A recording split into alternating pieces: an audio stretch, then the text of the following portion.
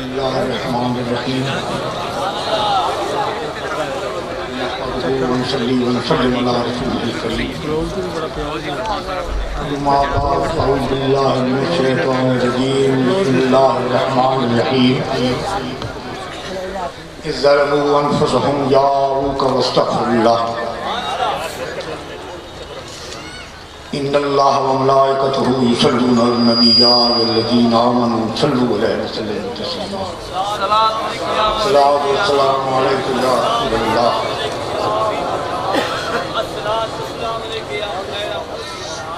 علماء کرام سردار اکرام معزز سامعین حضرات میرے بھائیوں عزیزوں بزرگوں بہنوں بیٹیوں سب کو میری نیاز ادا و سلام جناب والا ہمارے مفتی حضرت مجدد صاحب نے جو بیان فرمایا ہے بڑا فصیح اور بڑے مختصر وقت میں انہوں نے سب مسئلے آپ کے سامنے پیش کر دیے یہ ہماری قسمت ہے کہ اس کو ہم سمجھیں یا اس پر عمل کریں یا نہیں کریں سب سے پہلے جس طرح کے مولانا نے فرمایا کہ میں شکریہ ادا کرتا ہوں ان لوگوں کا جنہوں نے یہ محفل پاک منعقد کرائی ہے اور ان کا بھی میں شکریہ ادا کرتا ہوں کہ جو دور دراز علاقے سے چل کے اس پاک روحانی محفل میں شرکت فرمائی ان کا بھی میں شکریہ ادا کرتا ہوں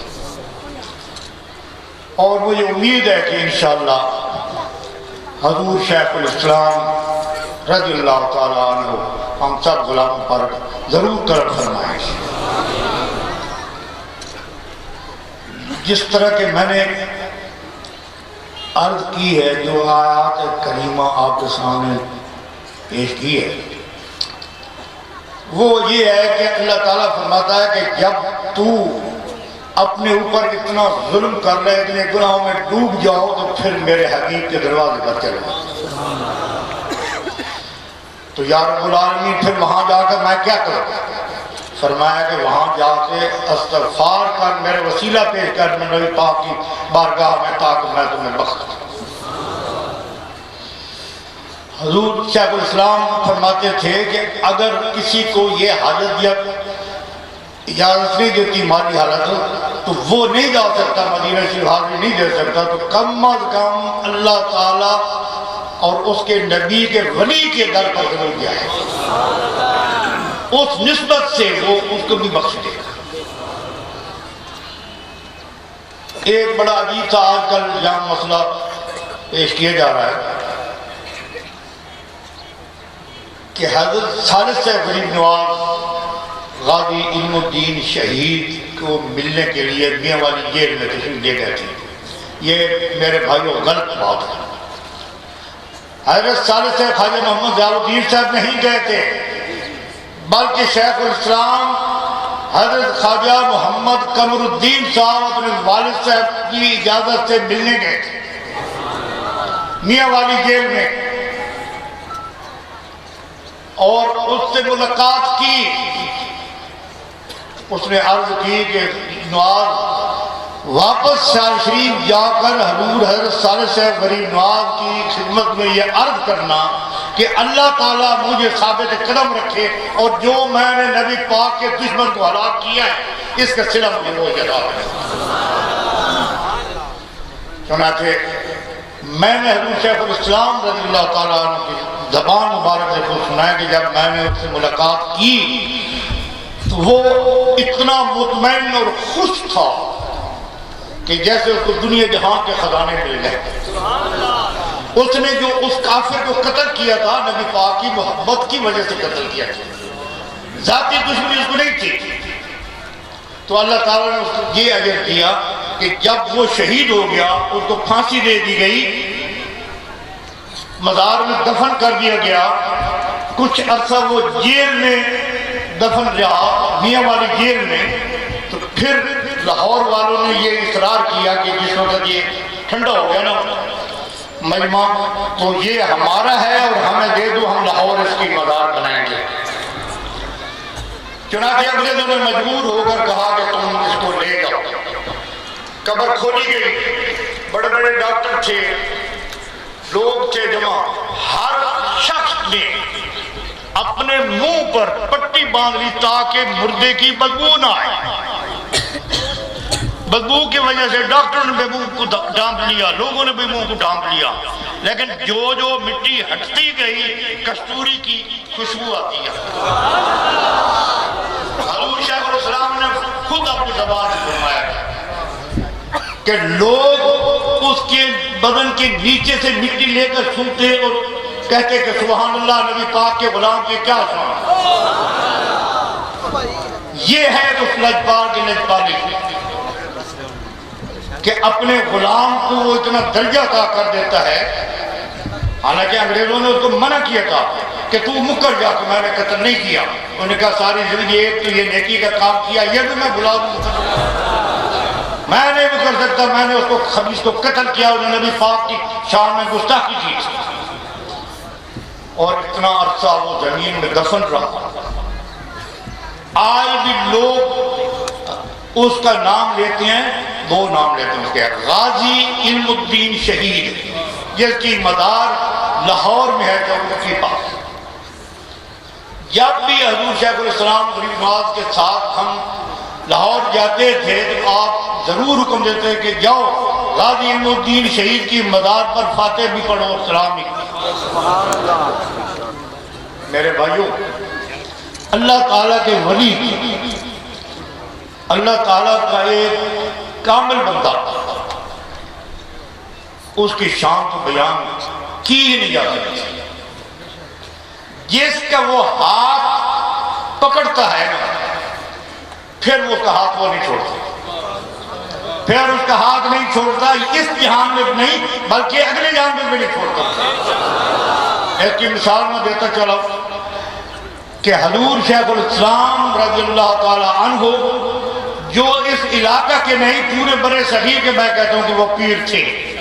اپنے زمانے میں، وہ پورے برے صغیر کے پیر تھے، بڑے بڑے عالم آتے تھے، مسائل پوچھتے تھے، بیعت کرتے تھے، سادات بھی، علماء بھی، تمام حضرات حاضر ہو کے اپنی اپنی مرادیں پوری کر کے لے جاتے تھے۔ تو آپ نے خود اپنی زبان مبارک سے یہ ارشاد فرمایا تھا کہ جو شخص اللہ تعالیٰ کے ولی کی تعظیم کرتا ہے وہ دراصل اس کی تعظیم نہیں کرتا بلکہ اللہ تعالیٰ کے نبی پاک اور اللہ کی کو تعظیم کرتا ہے۔ جیسا کہ ذکر پیر، ذکر حبیب اور ذکر اللہ۔ اور میں یہ بھی عرض کرتا چلوں کہ حضور شیخ الاسلام غریب نواز نے اپنی زبان مبارک سے یہ ارشاد فرمایا تھا کہ جب ایک مرید جو پیر کامل کا ہاتھ اس نے پکڑا ہو تو جب اس کو قبر میں اتارا جاتا ہے نا، اس کا استقبال اس کا پیر کرتا ہے، وہ وصول کرتا ہے۔ اور یاد رکھو، وہ آپ لوگ علماء کرام سے بھی سنتے ہیں، آپ کو بھی پتا ہے کہ 3 سوال ہوتے ہیں، تیرا ایمان کیا ہے، تیرا نبی کیا ہے، تیرا رب کون ہے؟ تو اس کو جواب دینے کے مرید کو ضرورت نہیں ہوتی، اس کی جگہ پہ اس کا پیر جواب دیتا ہے اور پھر جنت تک اس کو پہنچاتا ہے۔ جب اس کے پرچے، سوالات کے پرچے جو حل ہوتے ہیں وہ پیر حل کرتا ہے اور وہ پاک ہو جاتا ہے۔ ایک بات آخر میں اور بھی عرض کرتا ہوں کہ میرے بھائیوں، آج کل اس علاقہ میں بھی، ہمارے علاقہ میں بھی یہ عام بات مشہور ہے کہ جو بھی علاقے کا پیر آتے ہیں، میں پیر کی بے ادبی نہیں کرتا، چاہے وہ یہ سلسلے تعلق رکھتے ہیں، نقشبندی ہیں، سہروردی ہیں، قادری ہیں، جو بھی، میں سب سلسلے کا غلام ہوں، لیکن ہوں چشتی، ہوں چشتی۔ یہ بھی اللہ تعالیٰ کا کرم اور پیر پٹھان کا کرم تھا کہ پیر سیال کو انہوں نے چاروں سلسلے کی بیعت کرنے کی اجازت عطا فرمائی کہ پیر سیال تو جس سلسلے میں بیعت کرنا چاہے، جس سلسلے میں لوگ کوئی بیعت کرنا چاہے تو کر سکتے ہیں۔ ایک واقعہ بھی میں بیان کر دوں کہ شاہ صاحب گولڈا شریف والے، آپ جانتے ہیں، ہم کو سب لوگ جانتے ہوں گے، وہ گھر سے چلے گئے، یعنی کہ گولڈن شریف سے روانہ ہوئے بیعت کرنے کے شوق سے کہ میں بیعت اس شخص سے کروں گا جو خوبصورت بھی ہو اور جب میں حاضر ہوں تو وہ قبلے کی طرف سے آ رہے ہوں، اور جب میں حاضر ہوں تو مجھے ایک گلاب کا پھول بھی عطا کرے اور مجھے سلسلہ قادریہ میں بیعت کرے۔ یہ انہوں نے دل میں یہ خواہش رکھی ہوئی، زبان سے نہیں بولنا۔ چنانچہ جب وہ شاہ شریف حاضر ہوئے، اپنے پیر کے متعلق پوچھا تو آپ نے فرمایا وہ اپنے والدین کی فاتح خانی کے لیے تشریف لے گئے ہیں۔ وہ جو ہمارا ایک دادا باغ مشہور ہے، لوگوں نے دیکھا بھی ہوگا سنا بھی ہوگا، اس کی طرف سے حاضری دے کے اپنے والدین کی وہ واپس آ رہے تھے، یعنی کہ ان کا منہ مشرق کی طرف تھا، مغرب کی طرف سے آ رہے تھے۔ شاہ صاحب نے دیکھا کہ ایک شرط میری پوری ہو گئی کہ یہ مغرب کی طرف سے آ رہا ہے، دوسری شرط میری یہ ہے کہ یہ مجھے ایک پھول دے، وہ بھی گلاب کو۔ اتنی دیر میں ایک مالی ہے، اس کی نسل بنسل آج بھی ہر دن رات کو وہ گلاب کے پھول لے آتا ہے، آج بھی ان کی نسل بنسل۔ انہوں نے ٹوکری سے ایک گلاب کا پھول نکال کے کہا شاہ صاحب بھی آپ رکھ۔ شاہ صاحب کہتے ہیں کہ میں نے دونوں شرطیں جب دیکھی اور سنی میں حیران رہ گیا، پسینہ پسینہ ہو گیا۔ تری شرط آپ نے خود فرمائے کہ شاہ جی میرے پیر کا مجھ پہ اتنا کرم ہے کہ میں جس سلسلے میں چاہوں بیعت کر سکتا ہوں، چلو میں تمہیں قادریہ میں بیعت کرتا ہوں لیکن سلسلہ چشتیہ بڑھانا۔ تو میرے بھائیوں، یہ سب نبی پاک کے غلاموں کی شان ہے کہ نبی پاک خود ان کے سر پر دستار بھی رکھتے ہیں۔ آپ نے نوری مسجد سنی ہے نا وہاں چارچی میں، بہت سارے لوگوں نے سنی ہوگی۔ اس جگہ پہ پیر صاحب تشریف رکھتے تھے تو نبی پاک تشریف لے آئے اور دستار مبارک چاروں یاروں کی موجودگی میں آپ کے سر پر ہے کسی کی یہ شرط۔ پھر وقت آیا حضور شیخ الاسلام رضی اللہ تعالیٰ جو دین اور دنیا کو واصل، اس کے در سے کوئی خالی نہ جاتا تھا نہ جائے گا انشاءاللہ۔ تو اس کے وقت بھی آیا، طالب علمی کا زمانہ تھا، مسجد میں تشریف فرما تھے، فرماتے ہیں کہ مجھے سبق یاد نہیں رہتا، سبق جو ہے وہ مجھے یاد نہیں رہتا تھا، بڑا پریشان ہوتا تھا، استاد بھی ناراض ہوتے تھے، پریشانی کی حالت میں بیٹھا تھا کہ ایک شخص آیا، میرے دل میں خیال آیا کہ یہ کون ہو سکتا ہے یہ شخص۔ میں نے اس کا نام پوچھا، انہوں نے فرمایا کہ میرا نام محمد۔ یہ غلام پہ کتنی کرم نوازی آپ نے فرمایا۔ اس وقت آپ کے سینے پر نبی پاک نے دست مبارک پھیرا اور پھر وہی قمر الدین جس کو سبق یاد نہیں ہوتا تھا، استاد کی تقریر پر جب اعتراض کرتا تو استاد ہم رہے، استاد کہتے تھے کل تو یہ اور تھا، آج یہ قمر الدین کیسے ہو گیا کہ میں اتنی اعلیٰ تقریر کرتا ہوں، یہ ہر تقریر پر سوال بھی کرتا ہے اور اعتراض بھی کرتا ہے۔ یہ ہے اس کی شان نبی پاک کے غلام۔ میرے بھائیوں، حضور خواجہ قمر الدین رضی اللہ تعالیٰ عنہ کی یاد میں آج یہ محفل ہم نے سجائی ہے، میں آپ کو یقین دلاتا ہوں کہ یہ اس کا کرم فضل ہم سب غلاموں پر نازل ہوگا، کرم فرمائے۔ اور جو جب میں چار شریف سے روانہ ہوا ہوں تو سب موسم خراب تھا، موسم خراب تھا، بارش ہو رہی تھی۔ میرے دوستوں نے کہا کہ اس موسم میں آپ کیسے سفر کرو گے؟ میں نے کہا سفر تو میں نے کرنا اس کے لیے جس کی کانفرنس ہے، اللہ مالک ہے جو کرتا ہے۔ میں روانہ ہو گیا بیماری کی حالت میں،